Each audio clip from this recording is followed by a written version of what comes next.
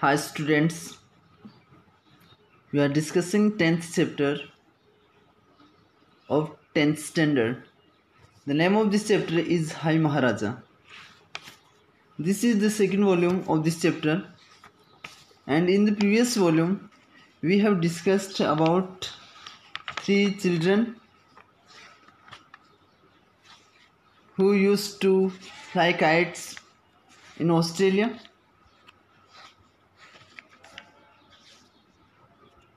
The name of the children are Lal, Rasida and Nimi. Nimi is the writer of this story, and she tells us about flying kite festival in India, and she also tells in this story how they used to fly kites and how much do they like flying kites.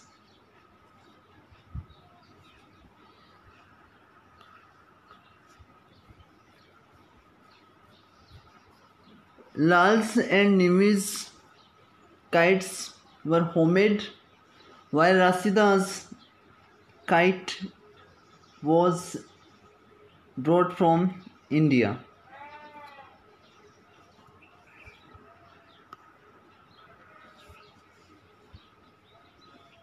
There was a special quality of Rasida's kite, and the quality was that the kite sang. Means its bamboo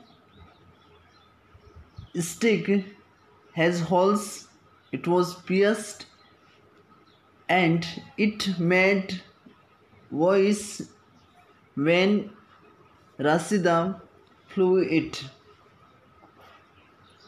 Now we are going to discuss the remaining portion of this story.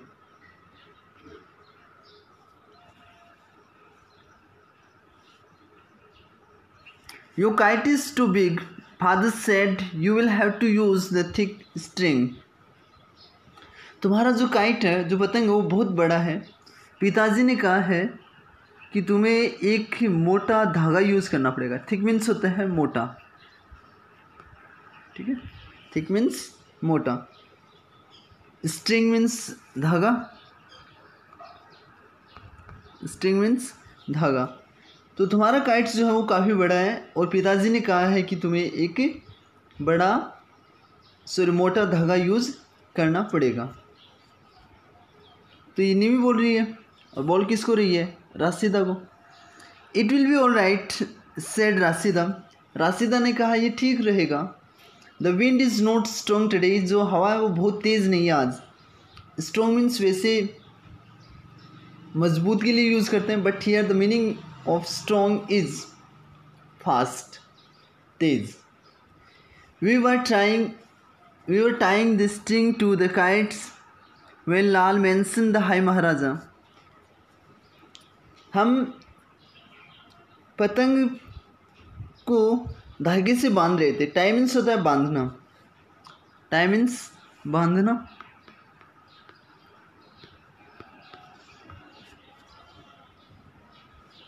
तो हम पतंग को धागे से बांध रहे थे जब लाल ने हाय महाराजा के बारे में उल्लेख किया, ये बताया. मेंशन मीन्स होता है उल्लेख करना, और in English to tell about something, किसी चीज़ के बारे में बताना.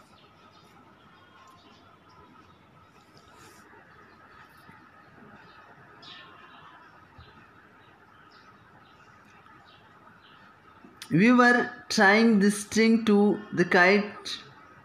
We were tying the string to the kite when Lal mentioned the Hai Maharaja. What is Hai Maharaja? Hai Maharaja is an eagle. An eagle. Or we can say a hawk. तो बाज के लिए use किया गया है हाय महाराजा. यही chapter का नाम भी है. We looked up at the sky. हमने आसमान की ओर देखा, ऊपर की तरफ. Looked in the every direction. और हमने हर एक दिशा में देखा. डायरेक्शन दिशा.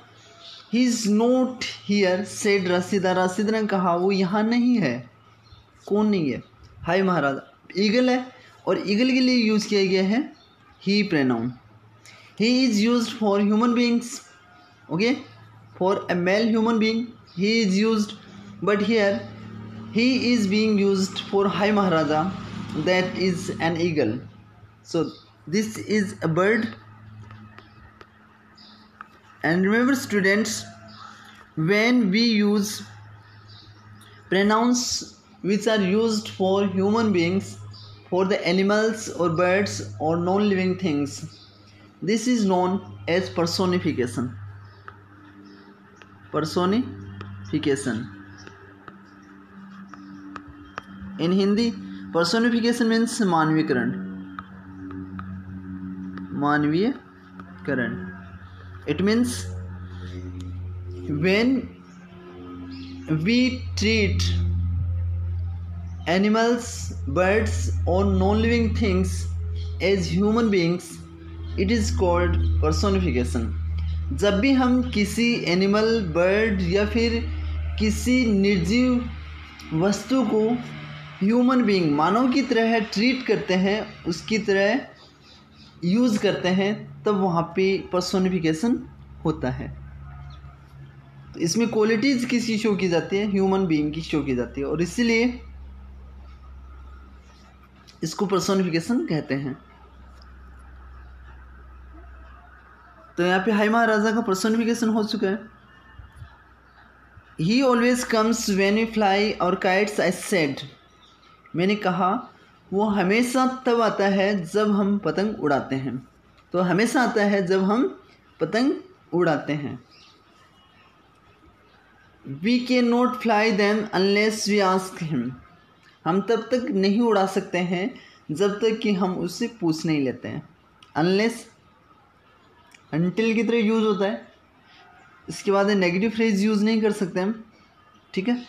तो अनलेस और अनटिल के बाद हम हमेशा पॉजिटिव फ्रेज का ही यूज़ करते हैं। तो we can not fly them, हम नहीं उड़ा सकते हैं किसको? पतंग को। दैम यूज़ किया गया है यहाँ पे काइट्स के लिए। अनलेस कंजक्शन है जिसका यूज़ हम नेगेटिव एस्पेक्ट को शो करने के लिए यूज़ करते हैं, ठीक है। परंतु इसके बाद में हम नेगेटिव वर्ड यूज़ नहीं करते हैं, क्योंकि अनलेस और अनटिल जो होता है वो ऑलरेडी अपने आप में ही नेगेटिव मीनिंग रखते हैं, और फिर से नेगेटिव फ्रेज यूज़ करेंगे तो नेगेटिव नेगेटिव मिलकर दोनों पॉजिटिव हो जाएगा। ध्यान रखिए इस चीज़ का। सेड लाल, लाल ने कहा, we can not fly them unless you ask him, जब तक हम उससे नहीं पूछ लेते हैं तब तक हम उस पतंग को नहीं उड़ाएंगे। लुकिंग एज दो ही वुड क्राई, ऐसे दिख रहा था मानो कि वह चिल्ला उठेगा। He is the king of the sky, वह आसमान का महाराजा है। तो हाई महाराजा का मीनिंग क्या हो गया? The king of the sky, आसमान का महाराजा। वी कांट आस्क हिम, हम उससे पूछ नहीं सकते हैं। सेड राशिदा, राशिदा ने कहा, if he is not here, अगर वो यहाँ नहीं है तो हम उसको नहीं पूछ सकते हैं। That's genuine thing. If someone is not present in that condition, we just cannot ask that person because of his or her absence.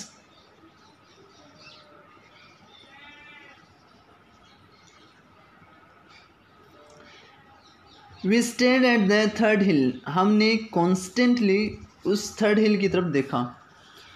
Stare means होता है to see something constantly.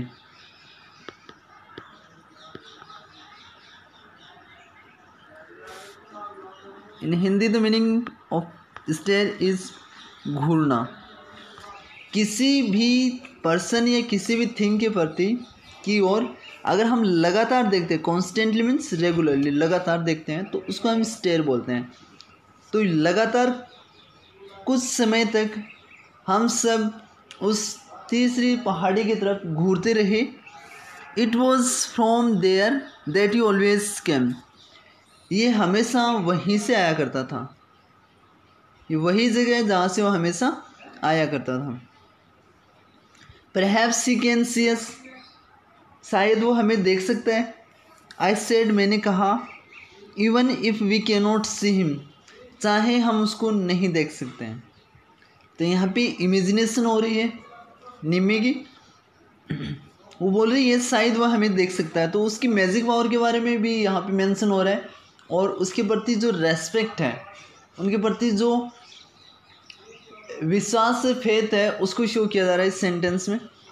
ठीक है, शायद वह हमें देख सकता है हालांकि हम उसको नहीं देख सकते हैं। जैसे कि हम गॉड के लिए यूज़ करते हैं, गॉड हमें देख सकते हैं बट हम उनको नहीं देख सकते हैं। तो वैसे यहाँ पे रेवरेंस शो हो रहा है, रेस्पेक्ट शो हो रही है उसके प्रति, उसकी एबिलिटीज़ के प्रति। But we have to ask, परंतु हमें तो पूछना ही है। सेड लाल, लाल ने कहा, we always ask him first, हम हमेशा उसको पहले पूछते हैं। Remember students, there is a phrase have to plus first form. Have has three forms, have, has and had. If we use to plus first form after these words, this structure shows compulsion. Compulsion means अनिवार्यता। अगर हम have की तीनों forms, have, has और had, have की कितनी forms होती है? 3 forms, have, has and had।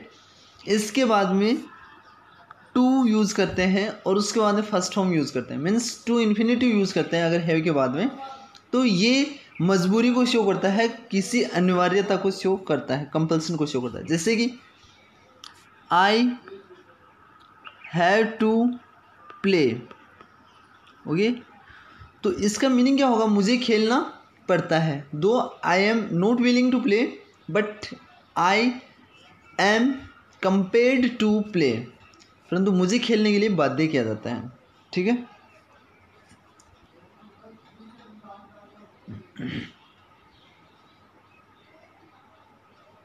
तो हैव की कितनी फॉर्म्स हो गई? Have has 3 forms, have, has and had. Remember this. And generally after have we use third form of main verb, but if there is have plus to, in that condition we use first form of verb. I suppose we could salam, said Rashida. Rashida ने कहा, मैं ऐसा मानती हूँ कि हमें सलाम करना ही चाहिए या हम सलाम कर सकते हैं। कुड जो शो करता है वो पॉसिबिलिटी प्लस अनसर्टेनिटी दोनों को शो करता है। पॉसिबिलिटी मीन्स संभावना, पॉसिबिलिटी, और उसी पॉसिबिलिटी में अनसर्टेनिटी हो,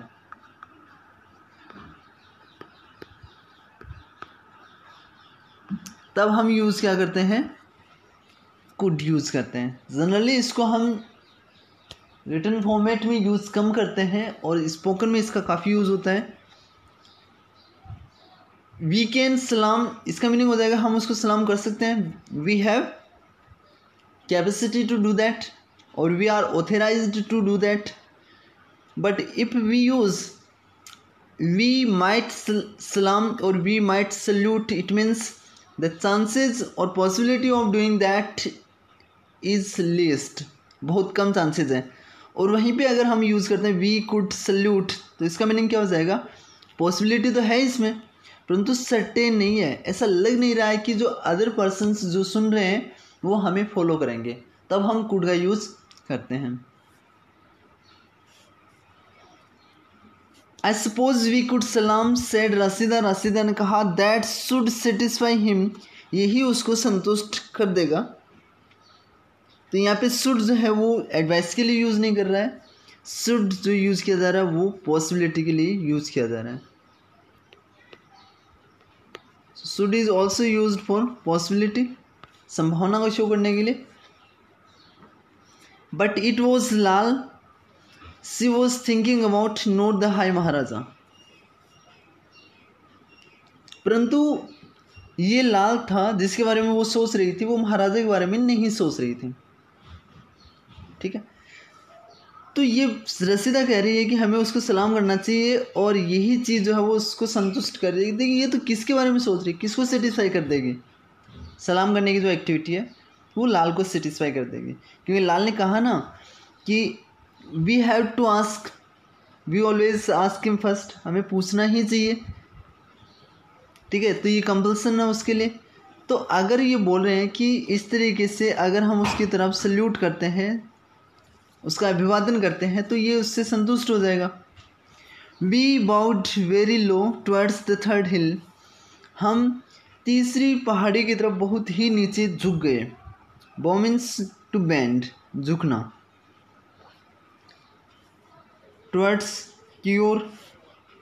then Rashida began grabbing at the kites, और उसके बाद राशिदा काइट्स की ओर झपटी।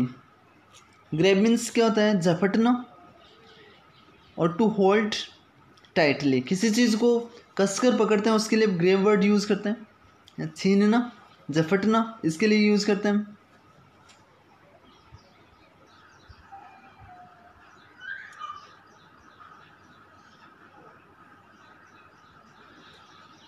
We put Lal's kite up first, सबसे पहले हमने लाल की जो काइट है उसको ऊपर रखा। Means we manage to fly the Lal's kite first of all, सबसे पहले हमने जो लाल की जो काइट थी उसको उड़ाया। ही वॉज लिटिल, वह बहुत छोटा था। एंड ऑलवेज नीडेड हेल्प, और उसको हमेशा मदद की आवश्यकता होती थी। Then Rashida and I put mine up, उसके बाद राशिदा ने और मैंने मेरी वाली जो काइट थी उसको उड़ाया। Sometimes I needed help too, और कई बार मुझे भी हेल्प की आवश्यकता होती थी। Then Rashida put her own up, उसके बाद राशिदा ने अपनी खुद की पतंग उड़ाई। She was bigger than we were and she never needed help, वह हमसे ज़्यादा बड़ी थी और उसको कभी हेल्प की आवश्यकता नहीं होती थी। If we arrange all these children in a sequence from little to bigger, in that condition we can say Lal,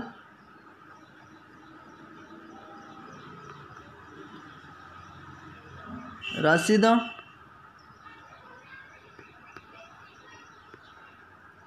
and Nimi. So Nimi was the biggest, Rashida was younger, and Lal was also younger than Rashida. The kites flew high, जो पतंग थे वो ऊपर उड़ने लगे। Riding the wind, हवा पे सवारी करते हुए। राइड मीन्स सवारी करना, राइड मीन्स सवारी करना। The newspaper kites danced in Rashida's bring orange kite, sorry bright orange kite sang for them, जो न्यूज़पेपर से बने हुए काइट्स थे वो डांस कर रहे थे, जबकि जो राशिदा का जो चमकीला ऑरेंज कलर का काइट था वह उनके लिए गा रहा था। सेंग फॉर अस, हम सब के लिए गा रहा था। Seng for the whole world, पूरी दुनिया के लिए वो गा रहा था। कौन गा रहा था? राशिदा का वो ब्राइट ऑरेंज कलर का जो काइट था वो।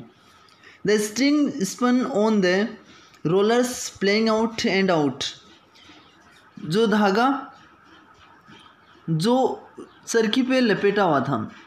स्पन मीन्स होता है रैप्ड, लपेटा हुआ।